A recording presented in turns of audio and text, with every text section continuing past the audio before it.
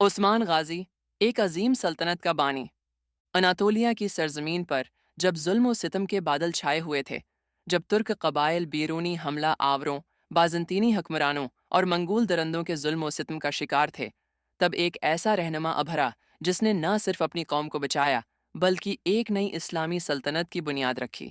یہ کہانی ہے عثمان غازی کی، ایک ایسے سپاہی کی جس کا مقصد ہے صرف زمین فتح کرنا نہیں تھا، بلکہ ایک ایسا نظام قائم کرنا تھا جو عدل و انصاف پر مبنی ہو، جہاں کمزور کو سہارا ملے اور جہاں ہر فیصلہ اسلام کی روشنی میں کیا جائے۔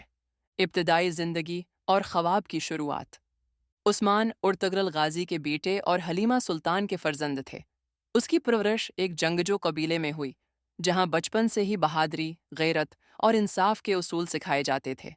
ارطغرل غازی نے اپنی آخری سانسوں تک اپنے بیٹے کو یہی سکھایا کہ اگر تمہارا دل صاف، نیت پاک اور مقصد عظیم ہوگا تو اللہ تمہاری مدد ضرور کرے گا۔ لیکن عثمان کی زندگی صرف جنگی مہارت تک محدود نہیں تھی، وہ ایک ذہین اور دور اندیش رہنما بھی تھا۔ جب وہ جوان ہوا تو وہ اکثر شیخ عید بالی کے پاس جایا کرتا، جو ایک جید عالم اور صوفی بزرگ تھے۔ وہ نہ صرف عثمان کے مرشد بنے بلکہ اسے ایک ایسا خواب دکھایا جس نے اس کی زندگی بدل دی۔ ایک رات عثمان نے ایک خواب دیکھا جس میں ایک بڑا درخت اس کے سینے سے پھوٹا اور اس کی شاخیں پوری دنیا میں پھیل گئیں۔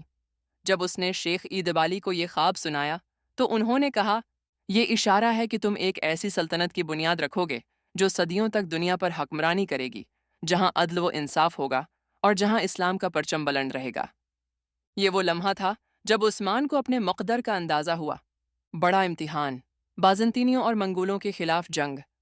عثمان کی سب سے بڑی آزمائش اس وقت آئی جب بازنطینی اور منگول ایک ساتھ ترک قبائل کو تباہ کرنے کے درپے ہو گئے۔ ان دونوں طاقتوں کا مقصد یہی تھا کہ ترکوں کو کبھی ایک ہونے نہ دیا جائے اور ان کا خاتمہ کر دیا جائے۔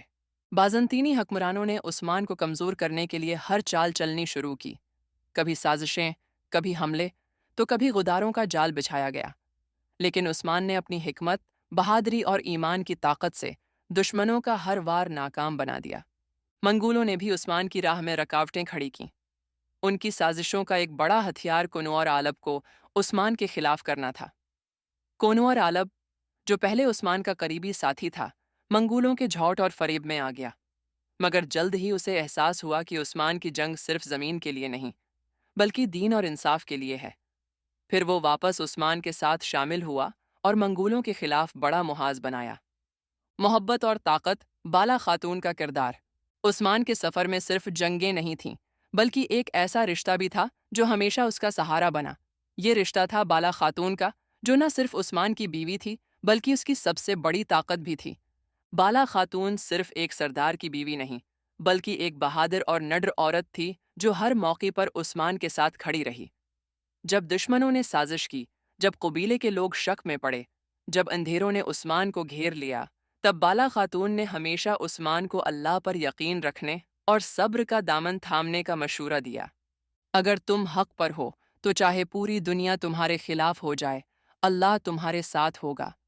یہی وہ الفاظ تھے جو عثمان کو ہمیشہ مضبوط رکھتے تھے۔ کولاجہ حصار کی فتح، پہلی کامیابی۔ عثمان کی پہلی بڑی فتح کولاجہ حصار قلعہ کی جنگ تھی۔ یہ قلعہ بازنطینیوں کے قبضے میں تھا اور ترک قبائل پر ظلم کا گڑھ بنا ہوا تھا۔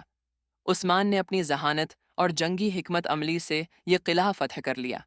جنگ کے دوران عثمان نے اپنے ساتھیوں سے کہا، یہ صرف ایک قلعہ نہیں بلکہ ہماری آزادی کی پہلی منزل ہے۔